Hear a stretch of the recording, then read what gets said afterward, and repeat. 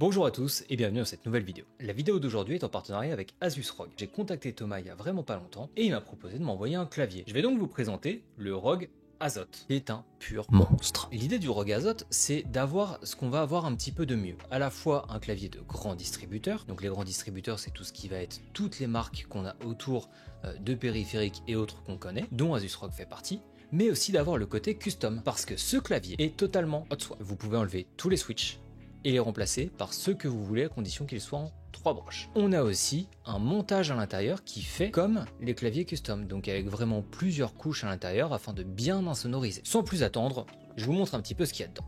Moi ça fait un petit moment que je l'ai reçu, ça doit faire à peu près 2 semaines je crois que je l'ai reçu, donc je l'ai pas mal testé.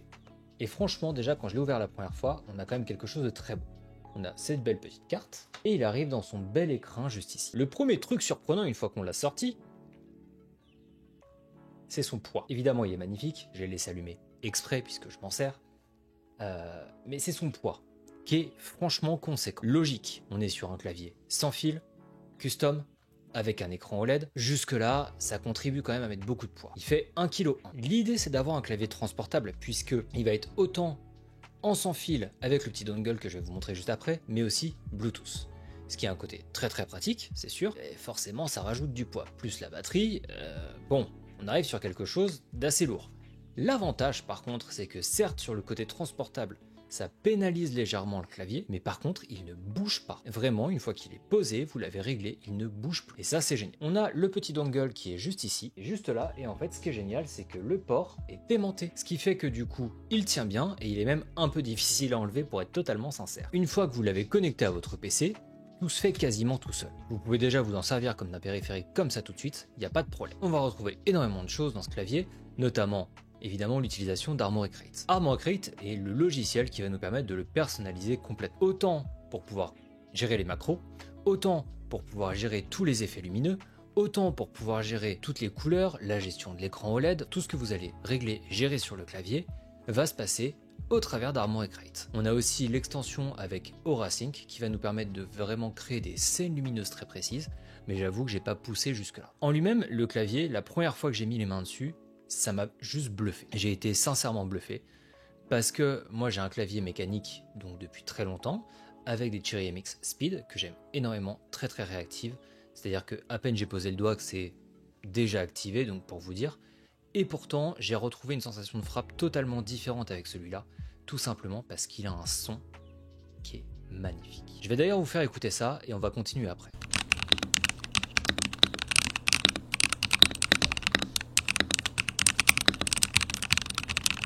Le truc, c'est qu'on se dit sur un clavier, on n'a pas forcément grand-chose à dire. Pour le coup, sur celui-là, on en a beaucoup.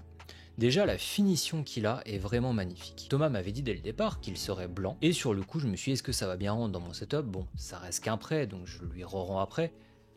Sauf si tu veux bien me le laisser, Thomas, auquel cas ça me va parfaitement, parce que je l'aime vraiment bien. Et je vais le rendre après, donc c'est vrai que c'était pas grave si dans l'esthétique générale du setup, c'était pas absolument parfait, et finalement, ça va super bien. Il est vraiment trop beau.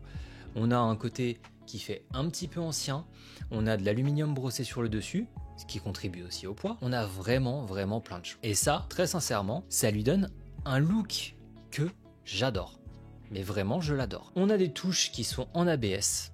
Le seul problème peut-être de ce clavier, j'aurais préféré, c'est peut-être à titre personnel, mais des touches en PBT. Parce que pour un clavier à ce prix-là, avoir des touches qui potentiellement peuvent s'effacer dans le temps, ça me dérange un petit peu. Parce que le ROG Azoth est quand même à 300 €. Ce que je trouve très cool, c'est l'idée d'avoir tout ce que va proposer un clavier d'un grand distributeur. La suite logicielle qui peut parfaitement rentrer dans l'écosystème, autant quand vous avez votre carte mère, votre souris, etc. et que vous voulez tout synchroniser, c'est super chouette. Donc, on va vraiment avoir tout le logiciel qui va nous permettre de rester dans l'écosystème Asus ROG. D'un autre côté, pour ce prix-là, est-ce que on peut pas se faire un clavier custom complet soi-même? Il faut bien penser qu'il faut le monter. D'un côté, on a oui effectivement tout ce que peut apporter le custom et avoir vraiment quelque chose de très chouette. Et on a aussi la simplicité du fait qu'il arrive déjà monté et déjà fonctionnel, et si on a envie de le modifier par la suite, on peut le faire. Maintenant, c'est sûr qu'entre le prix du clavier et le prix de la modification, ça revient très cher. Mais peut-être que pour mettre un pied dedans, ça peut être une bonne chose. Pour moi, le clavier, dans l'état actuel où il est, c'est-à-dire avec ses switches les ROG NX Snow, il est déjà très chouette. Je pensais avoir du mal, autant avec le 75%, autant avec des Switch qui sont pas comme les miens, et bah ça s'est fait naturellement. Franchement, ça s'est fait naturellement et très rapidement.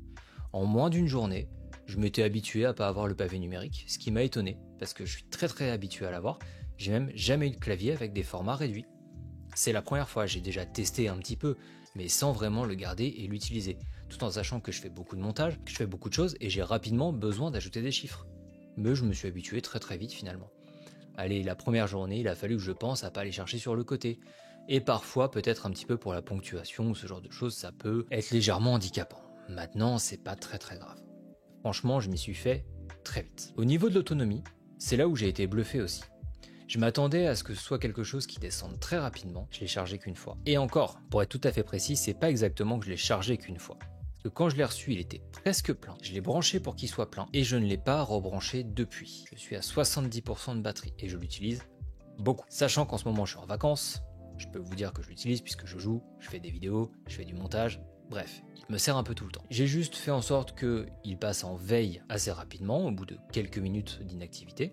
Par contre, les LED sont à 100% et l'écran OLED affiche toujours quelque chose. Pour ma part, j'ai choisi d'afficher les températures, GPU et CPU, parce que je trouve ça vraiment chouette. Mais on peut mettre plein de choses. On peut mettre autant des textes, autant des images personnalisées, autant tout ce que vous voulez.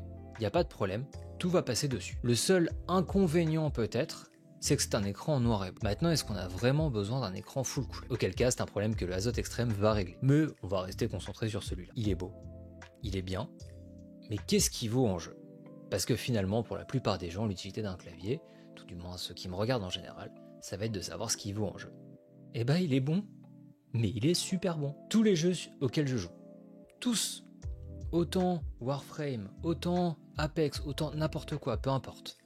En ce moment, je me suis remis sur certains jeux, il y en a d'autres auxquels je joue pas. Tous les jeux auxquels j'ai joué, j'ai trouvé un super compagnon. Étant donné qu'il bouge pas, que la frappe est très précise, qu'on peut enchaîner des frappes très rapides sur des jeux qui vont demander justement de la précision et de la nervosité, j'ai pas eu de problème. Aucun. Franchement, je me suis bien senti. Peu importe les sessions de jeu que j'ai pu faire, je me suis très bien senti dessus. Ce que j'ai trouvé de vraiment génial aussi, c'est que, étant donné qu'il est hot swap, on peut aussi démonter les switches. On peut les enlever, ça y a pas de problème, mais on peut complètement les lubrifier. Vous avez tout le kit qui vous est offert là-dedans. Alors offert, vous l'avez acheté, mais vous avez compris. Ici, vous allez retrouver tout ce dont vous avez besoin pour la lubrification des switches, la petite station pour pouvoir les poser et travailler. Ici, ça va vous permettre de les ouvrir. Et vous avez vraiment tout ce que vous voulez dedans. Le câble de rechargement, l'extension pour le dongle, vous avez vraiment tout. Mais ce qu'on va faire, c'est qu'on se retrouve tout de suite puisque j'ai fait une séquence où je les ai lubrifiés. Alors, du coup, là, on va se retrouver sur une petite partie qui est franchement effrayante. Pour la simple et bonne raison que je vais démonter les switches et les lubrifier. Et j'ai jamais fait ça avant. Très franchement, jamais fait ça avant. Alors, il y a tout un tuto qu'on a et que j'ai déjà regardé, bien sûr, avec cette carte. Mais c'est vrai que j'ai fait un test avant. J'ai vu comment ça fonctionne, comment ça articule, machin, tout ça. On a 3 switches ici de rechange. J'imagine qu'ils n'ont pas été lubrifiés. Donc je vais bien regarder en les démontant et tout, voir ce que j'en pense. Et ce que je vais faire, c'est que je vais les mettre à la place de ceux qu'il y a là. Donc une fois que je les aurai lubrifiés. Et comme ça, vu que c'est un prêt, je les renlèverai une fois que j'aurai terminé. Et une fois qu'on aura fait toutes les prises de son, etc. Je les enlèverai, je les remettrai là. Et je mettrai une petite note comme quoi celles-ci ont déjà été lubrifiées. Comme ça, pour le prochain qui aura le clavier en test, il le saura. Comme on peut le voir, ici, on a juste un tout petit point en fait qui nous sert pour la lumière. Et donc c'est elle qui va se diffuser au travers et nous donner ce bel éclairage qu'on a partout. Donc on a quand même une belle diffusion de la lumière avec un simple point. C'est tout bête, mais j'avais envie de vous le montrer. Pour les enlever, c'est assez simple. Vous prenez la griffe, vous avez juste à l'enfoncer, hop, et à tirer. Ça, jusque-là, ça. C'est plus pour retirer les switches que ça commence à poser problème. En fait, ce qu'on va faire, c'est qu'on va le saisir sur les côtés. On a une petite encoche où vraiment la pince vient bien rentrer pour le faire. Ça va être un peu compliqué de vous le montrer en même temps. Mais vraiment, sur les côtés, on a 2 petites encoches. Ça se fait très bien. On serre fort sur les côtés et on tire vers nous. Et c'est loin d'être évident. Et vous voyez comment la caméra bouge à chaque fois. Vous imaginez qu'il faut quand même bien y aller. Donc là, j'ai retiré les 3 que je voulais retirer. Je les ai posés sur le côté. Et maintenant, je vais prendre ceux qui sont ici. Encore une fois, c'est assez simple. C'est juste très intimidant. Pour plusieurs raisons. Déjà, c'est la première fois que je le fais, comme je l'ai dit. Mais ensuite, c'est pas à moi. Si je pète un truc carrément, à la limite, c'est pas grave. Mais là, on me le prête. Quand je vais dire à Thomas, en fait, Thomas, c'est un peu pété des trucs. Non, c'est pas cool, tu vois. Donc, évidemment, j'essaie de faire très très attention. Là, on a deux côtés.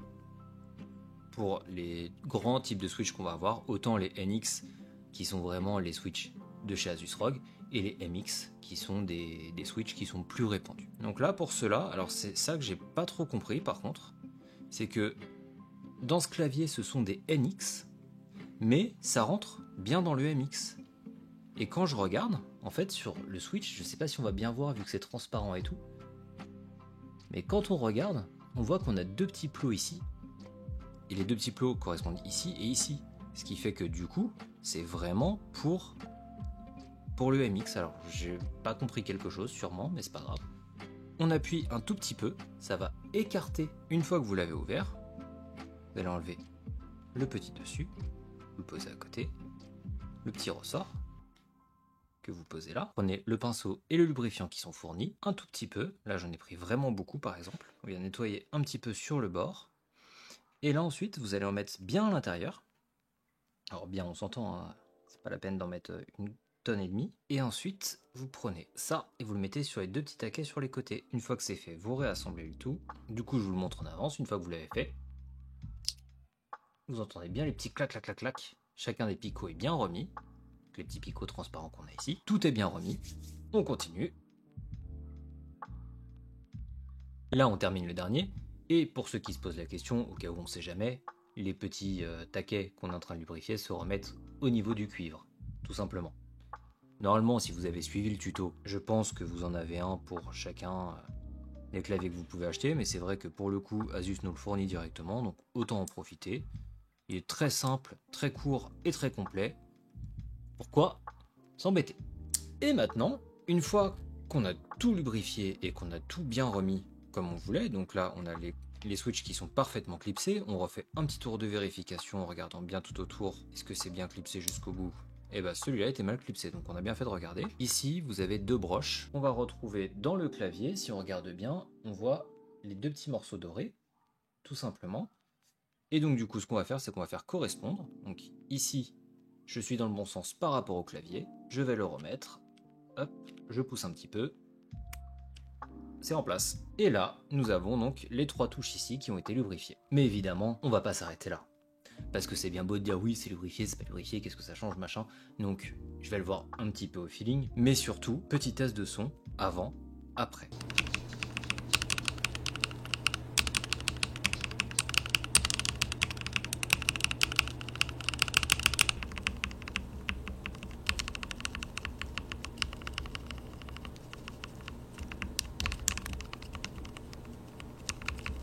Comme vous l'avez vu, le kit est vraiment complet. On a plein de choses et je suis vraiment pas déçu sur tout ce qu'on a avec. Pour terminer avec le clavier, ce qu'on va vraiment retrouver, et ce qui est vraiment joli, c'est que ici on a cette molette qui s'intègre parfaitement, qui nous permet de gérer le multimédia, mais on peut gérer plein de choses et on peut sélectionner ce à quoi elle va nous servir dans Armoury Crate. Et on a un petit bouton ici qui nous sert également à sélectionner certains modes. Donc voilà, on a un clavier qui est vraiment complet, qui est vraiment joli et bien fini. Le prix est certes un peu élevé, mais j'ai du mal à me dire qu'il vaut pas son prix.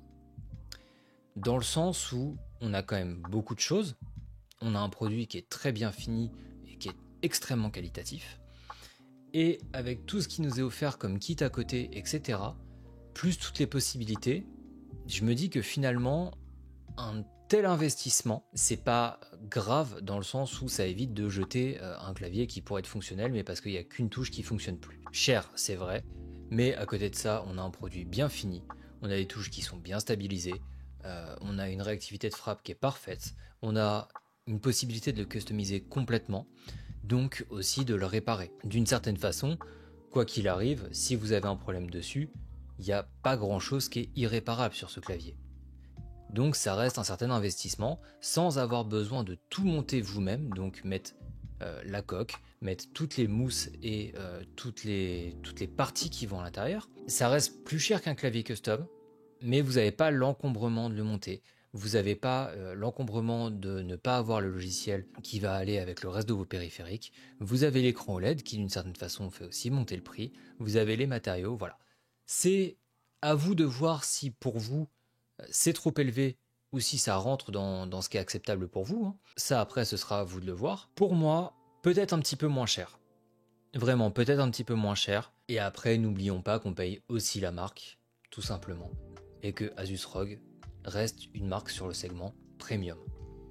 Donc, outre tout ça, vous allez aussi payer le fait que ce soit de l'Asus ROG. Ça, après, c'est en fonction de vos choix. Encore merci beaucoup à Thomas de m'avoir prêté ce clavier. Je te le renvoie très rapidement. Mais si t'en as un autre, je suis pas contre. N'hésitez pas à vous abonner. Mettez un pouce bleu, un commentaire, mettez la cloche, tout ça, vous savez, vous connaissez la même rengaine. Mais on en a besoin. Parce que c'est grâce à vous qu'on peut faire des vidéos comme celle-ci. Plus la chaîne va être grande et plus ce sera facile pour moi ou pour les marques de venir vers moi. Et de dire, voilà, est-ce que ça te dit qu'on travaille ensemble et que je puisse vous présenter plus de produits encore. Sur ce, merci beaucoup de m'avoir regardé. On se dit à bientôt pour la prochaine vidéo. Bisous!